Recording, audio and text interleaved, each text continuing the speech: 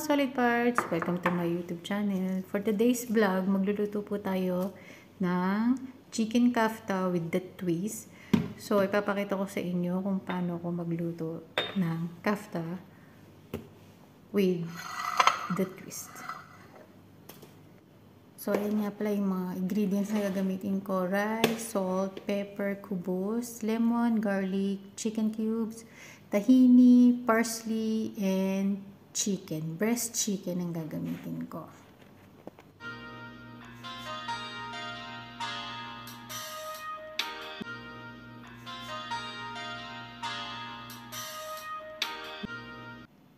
So, ayan, naglagay na ako ng frying pan. Then, lalagyan ko na siya ng oil. Kasi, una kong lulutuin is chicken. So, pagkalagay ko ng oil, nilagay ko na yung chicken. Ayan. Hintayin lang natin siya mag golden brown. Tapos, i-set aside natin siya. So, maybe I think 5 minutes. And then, nilagay ko na yung cubes. Ayan, nilagay ko na siya. Wait lang natin hanggang mag-melt. And then, halo-haloin lang.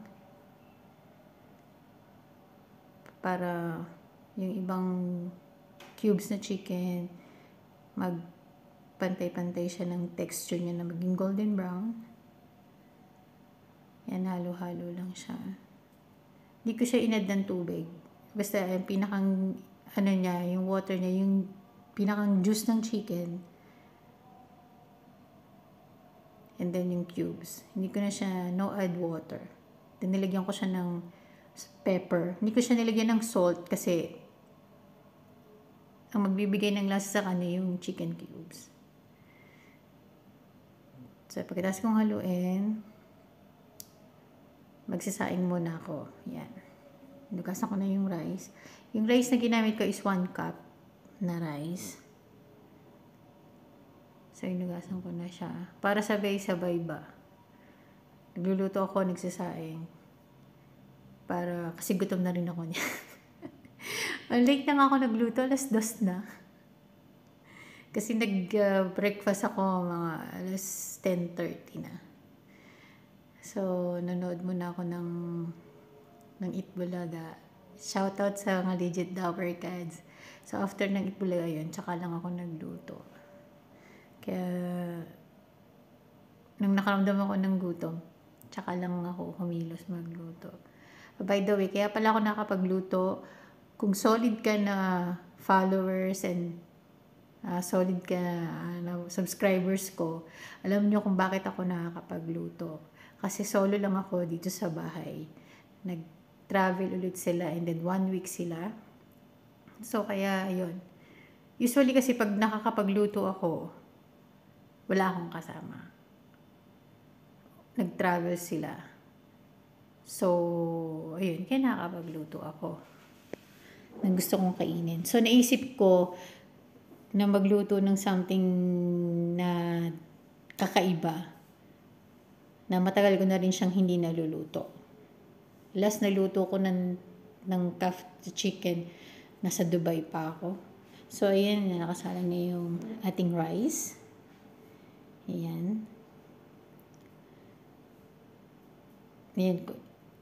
Kita nyo yung chicken, yung juice, talagang lumabas yung juice niya. So, yan yun. May bisita ko, si Tatay Ben, habang nagluluto ko, nanonood yan siya. Ayan, naghiwa na ako ng kubos. Hiniwa ko siya ng cubes. 1.5 na kubos ang ginamit ko. Ngayon, magagawa na tayo ng sauce. So, ayan, nagmamais ako ng garlic. Gamit ng IKEA na product. And then,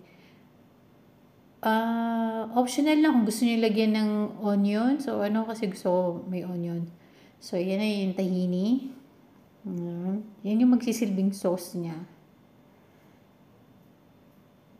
Yan, nilagyan ko na siya ng salt. Pepper, and lemon juice. So, ayan, nilagyan ko na ng pepper. A little bit of salt. And lemon juice. Ang ginamit ko, half na lemon juice. So, ayan, mix ko na.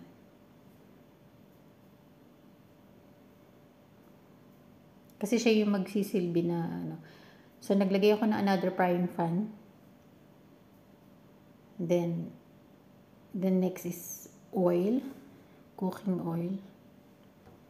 Kasi, ipa-fried ko na yung kubos. So, bakit nga ba may kubos? Kasi siya yung magiging toppings ko. And then, yung parsley. Siya yung magiging toppings ko para maging crunchy siya.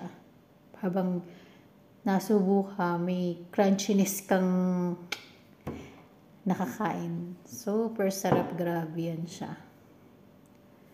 So, yan, ipiprito ko lang siya yung kubos. Then, isi-set aside ko siya para ma-drain yung oil with the tissue. And then, another batch of kubos. Yan. Hintayin lang natin siyang mag-golden brown tulad ng unang batch. Kita niyo yung chicken na niluto ko. Ayan. Sinet aside ko lang siya muna doon. Wala na siyang juice. Empty na, dry na siya as in. So, habang hinintay natin yung kubos na maluto, yan, halo-halo lang ulit para magpantay yung maging brown yung lahat ng side by side ng kubos. Kasi hindi ko na siya inano yung kubos, hindi ko na siya inano. Yan, kumuha pa ako, tinesting ko kung malutong. Super crunchy niya. Hindi ko na siya inopen, di ba, yung kubos. Usually kasi pag i-open mo siya para magdalawa. Hindi ko na siya inano. Hiniwa ko na siya ng doble. Ayan, dito na yung rice ko. So, mainit na siya. So, sa kubos na tayo. Nakapagawa na ako ng sauce. So, lahat okay na. Kubos na lang yung iniintay. So, ayan. So, ayan yan. Golden brown na yung kubos. So, isi-set aside na natin ulit dun. Beside sa unang batch ng kubos. Hindi siya madaling gawin na matrabaho siya. Pero, pag nagawa mo na, super yummy. Grabe. Grabe siya as in. Hindi ko nga alam kung bakit kasi ako mahilig talaga akong magluto. Passion ko na kasi magluto. So, nakita ko lang siyang lutuin hindi ko natanda kung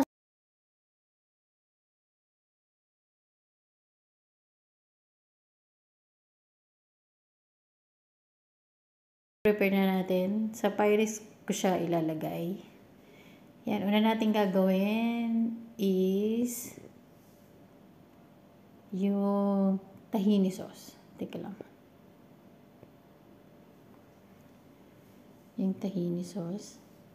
I-spread lang natin sa Pyrex.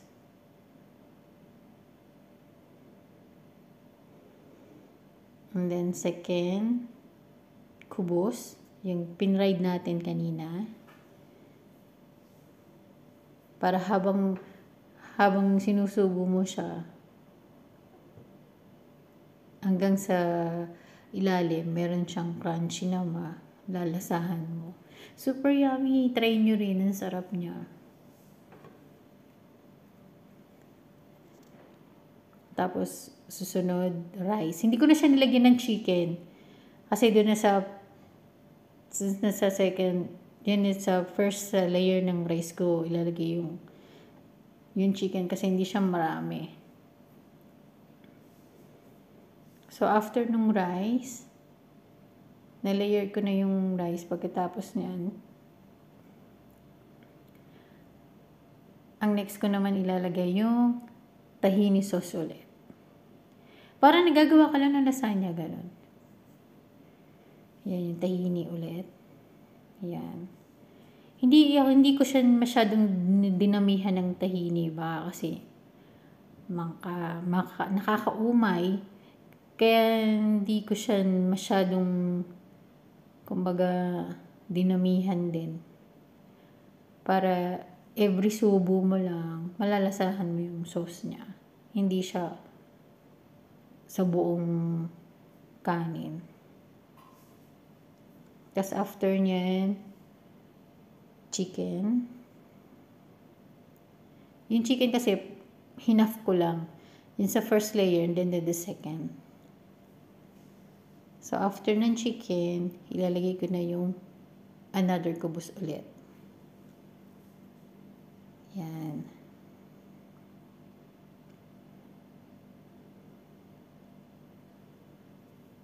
Para kada yung subo mo ng konti, then nilagyan ko na ng parsley as well. Habang nasubo ka, may chicken ka na then yung kubos na crunchy. So, last but not the least, yung second batch ng rice, nilagay ko na rin.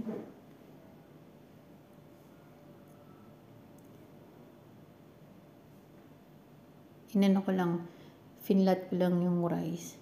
Yan.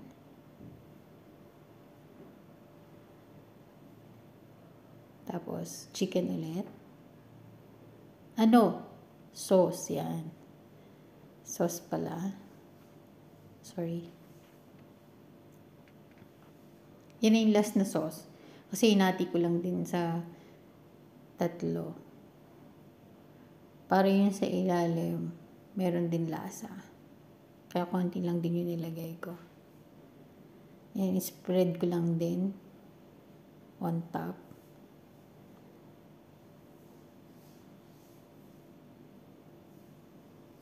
Yan. Then after the tahini sauce, chicken again.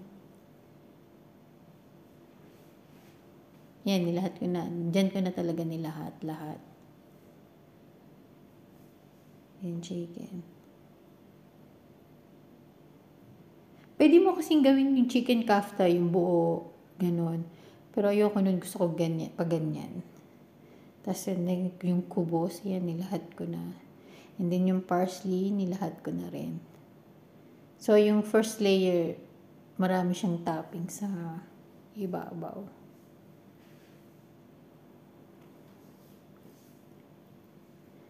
And then yung parsley. Yan, excited na ako kumain dyan kasi gutom na talaga ako as in. Yan na, tapos na. So, ayan, tapos na. So, excited na ako. So, ayan, kain na tayo. So, ayan ang finished product na aking niluto. Ayan. Kung mapapansin nyo, hindi siya masyadong ma-juicy. Kasi ayoko masyadong ma-juicy. So, yung tamang-tama lang. Tingnan yung rice. And then yung topping. So, yummy. Grabe. And then, super bango niya. So, yan. Excited na ako. Ayan, kain na po tayo. Ayan, nag-slice na ako.